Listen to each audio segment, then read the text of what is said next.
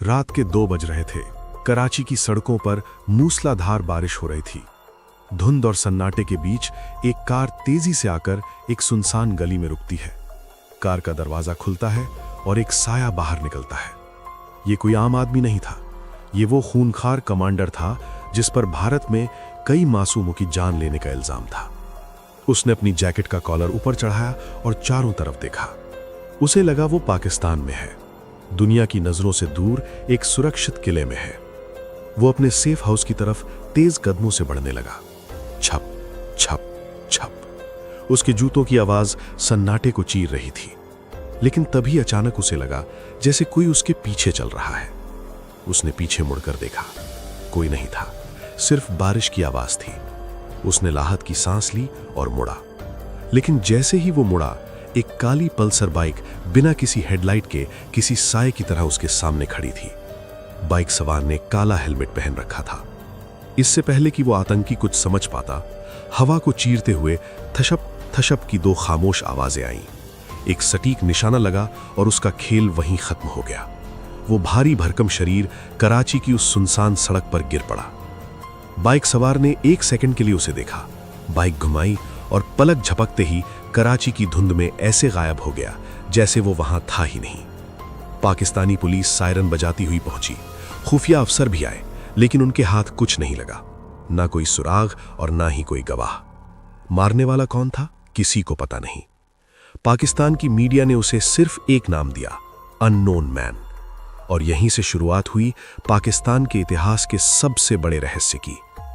कराची की घटना को पाकिस्तानी खुफिया एजेंसी ने इत्तेफाक मानकर रफा दफा कर दिया। लेकिन उन्हें नहीं पता था कि ये एक ऐसे तूफान की पहली दस्तक थी जो उनकी जड़ें हिलाने वाला था। मई 2023, जगह लाहौर की सनफ्लावर हाउसिंग सोसाइटी। ये लाहौर का वो वीआईपी इलाका है जहां परिंदा भी पर नहीं मार सकता। और इसी वीआईपी इलाके में शाही मेहमान की तरह रह रहा था भारत का वांटेड आतंकी परमजीत सिंह पंजवार। सुबह के 6 बज रहे थे। हल्की हल्की धुंध थी। पंजवार ट्रैक सूट पहने हुए अपने 2 हथियारबंद गार्ड्स के साथ मॉर्निंग वॉक पर निकला था। वो सीना चौड़ा करके चल रहा था। उसे लगता था कि 90 के दशक में भारत को जो दर्द उसने दिया है, उसका अब कुछ कोई बिगाड़ नहीं सकता। तभी सोसाइटी के गेट के पास से एक मोटरसाइकिल उनके पीछे लगती है। गार्ड्स ने देखा, लेकिन उन्हें लगा कोई लोकल लड़का होगा। बाइक धीरे धीरे उनके करीब आती है और फिर अचानक उसकी रफ्तार तेज होती है। बाइक पवार के ठीक बगल में आकर झटके से रुकती है। पीछे बैठे लड़के ने पलक झपकते ही निशाना साधा। कुछ खामोश आवाजें गूंजी और परमजीत सिंह पंजवार का सफर हमेशा के लिए खत्म हो गया। गार्ड्स जब तक कुछ समझ पाते, बाइक सवार लाहौर के ट्रैफिक में ओझल हो गए। पाकिस्तान का पूरा सिस्टम बस तमाशा देखता रह गया। पंजवार के इस तरह मारे जाने की खबर जब रावलपिंडी के खुफिया हेडक्वार्टर पहुंची तो जनरलों के पैरों तले जमीन खिसक गई। एक बंद कमरा, बड़ी सी मेज और उस पर बिखरी हुई तस्वीरें। एक पाकिस्तानी जनरल गुस्से में मेज पर हाथ पटकता है। उसके सामने एक बड़ा सा नक्शा टंगा है। उस नक्शे पर लाल रंग के क्रॉस लगे हैं। Karachi cross, Lahore cross, Peshawar cross. General चिल्लाता है, ये हो क्या रहा है? हमारे ही घर में घुसकर कोई हमारे आदमियों को खत्म कर रहा है और हमारी पूरी एजेंसी अंधी हो चुकी है। उन संगठनों के कैंपों में मातम पसर गया जो कल तक भारत को धमकियां देते थे। वो अब अपनी अंडरग्राउंड सुरंगों में छिपने लगे। उनके प्राइवेट बॉडीगार्ड्स की गिनती बढ़ा दी गई। हर अनजान चेहरे पर अब उन्हें अपना अंत नजर आने लगा। अधिकारियों को समझ आ गया था कि ये कोई इत्तेफाक नहीं, ये एक बहुत ही सोच समझकर चलाया जा रहा सीक्रेट ऑपरेशन है। लेकिन सबसे बड़ा सवाल ये था कि ये अज्ञात हमलावर आखिर काम कैसे कर रहे हैं। आइए आपको उस डार्क दुनिया में ले चलते हैं जहां ये खौफनाक स्क्रिप्ट लिखी जाती है। दुनिया के किसी अनजान देश के एक अंधेरे कमरे में एक मास्टरमाइंड कंप्यूटर स्क्रीन के सामने बैठा है। वो एक एनक्रिप्टेड ऐप जैसे टेलीग्राम खोलता है और पाकिस्तान के ही किसी लोकल क्रिमिनल या गैंगस्टर को मैसेज भेजता है। कोई सीधा संपर्क नहीं, कोई अपनी पहचान नहीं। एक काम है, एक बड़ी रकम मिलेगी। ये रही टारगेट की फोटो और लोकेशन। पाकिस्तान में बैठा वो लोकल अपराधी पैसों के लालच में अंधा हो जाता है। वो काम करने के लिए राजी हो जाता है। अगले ही पल दुबई के रास्ते क्रिप्टो करेंसी या हवाले के जरिए वो रकम उस पाकिस्तानी गुंडे तक पहुंच जाती है।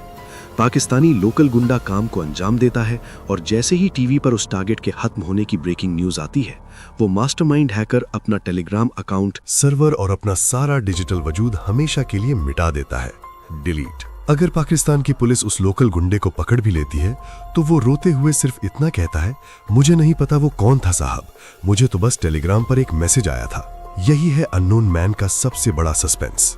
पुलिस एक ऐसे साये को ढूंढ रही है जिसका कोई वजूद ही नहीं है।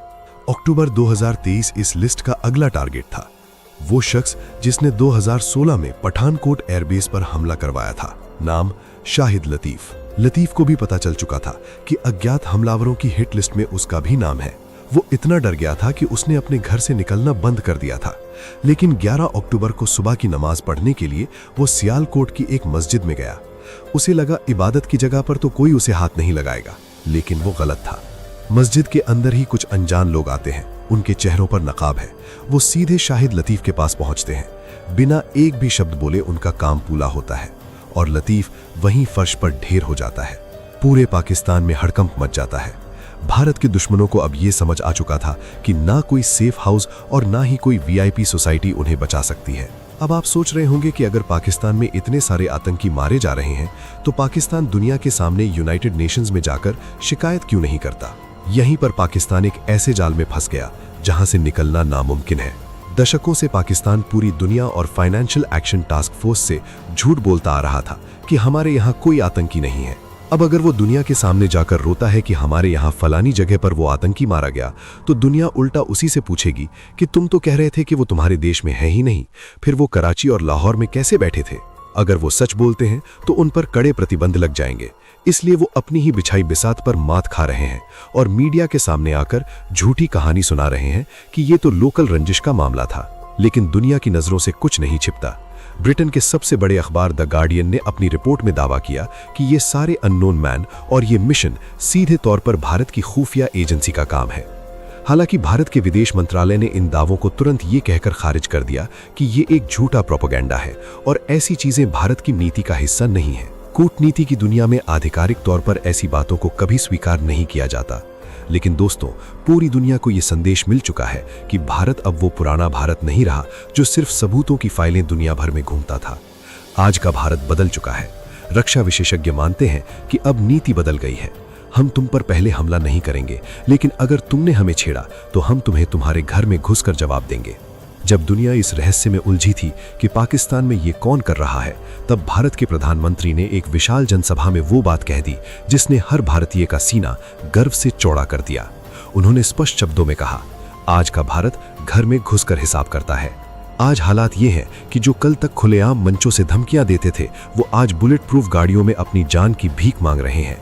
उन्हें हर रात सपने में एक अज्ञात। दोस्तों, अगर आपको ये वीडियो पसंद आई तो इसे लाइक जरूर करें और अपने दोस्तों के साथ शेयर करें। ऐसे ही और वीडियोस देखने के लिए चैनल को सब्सक्राइब करके बेल आइकन दबाना ना भूलें। स्क्रीन पर दिख रही इन वीडियोस को भी जरूर चेकआउट करें। मिलते हैं अगली वीडियो में। जय हिंद।